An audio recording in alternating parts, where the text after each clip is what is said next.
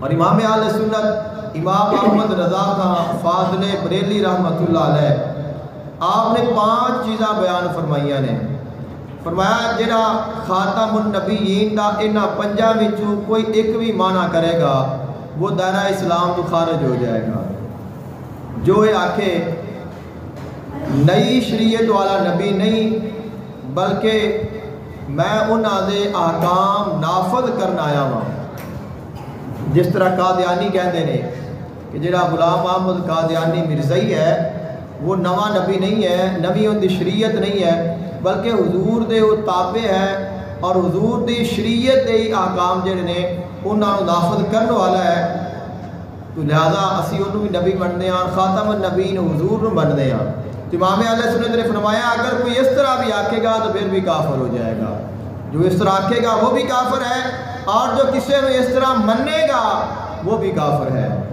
اور دوسرا آپ نے فرمایا نبی بذات, اگر کوئی آکھے کہ اصلی نبی جڑا ہے وہ آقا علیہ السلام ہی نے لیکن اس کے علاوہ جے اسی اصلی نہیں ہیں بلکہ اساں حضور دا عکس ہاں مثل حضور دی, تو اگر کوئی اس طرح بھی آکھے گا تو وہ بھی دائرہ اسلام تو خارج ہو جائے گا.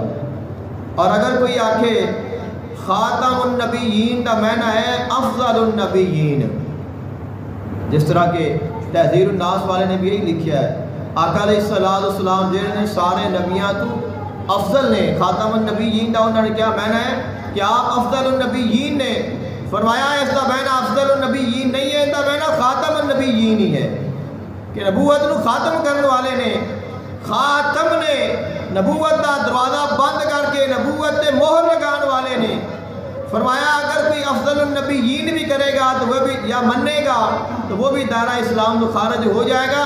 آقا علیہ السلام افضل النبیین ہیں, افضل الخلق بعد الانبیاء آقا علیہ السلام دی ذات ہے, اندر کوئی شک نہیں. لیکن خاتم النبیین دا معنی افضل النبیین نہیں ہے, خاتم النبیین دا معنی خاتم النبیین ہی ہوئے گا کہ آقا علیہ السلام ہی نبوت نو ختم فرمان والے نے. اور آپ نے فرمایا اگر کوئی آکھے اس زمین پر تو نہیں مگر کسی اور جگہ ہو سکتا ہے یا آ سکتا ہے تو پھر بھی وہ بندہ دائرہ اسلام تو خارج ہو جائے گا. اور اگر کوئی یہ آکھے کہ انسانہ میں تو نہیں, آقا علیہ السلام انسانہ میں تو خاتم النبیین آپ نے, لیکن کسی اور مخلوق کسی اور جگہ سے کوئی اور نبی ہو سکتا ہے تو وہ بھی دائرہ اسلام تو خارج ہو جائے گا. یہ 5 چیزاں آپ نے بیان فرمائیاں نے. فرمایا نا جڑا کیونکہ 5 چیزاں وہ نے, یہ 5 خرابیاں نے, عقیدے دیاں خرابیاں نے کہ جنہاں دے نال ساڈا عقیدہ خراب کر دیتا گیا ہے اور لوگ خراب کر رہے ہیں اور لوگ ہمہ وقت 24 گھنٹے اس کام میں لگے ہوئے ہیں. وہ اسلام کھون دے واسطے, ساڈا ایمان ضائع کرن دے واسطے اور سانو اپنے مسلک تے اپنے مذہب تے لگان دے واسطے ہر قسم دا ہیلا استعمال کر رہے ہیں, پوریاں کوششاں کر رہے ہیں. لیکن جس نے اپنے ایمان نو بچا لیا وہ کامیاب ہو گیا کیونکہ پرفتن دور ہے. آقا علیہ السلام نے ارشاد فرمایا ایک ایسا زمانہ آئے گا کہ بندہ صبح مسلمان ہوئے گا لیکن شام کو کافر ہو جائے گا, شام کو مسلمان ہوئے گا لیکن صبح کو کافر ہو جائے گا.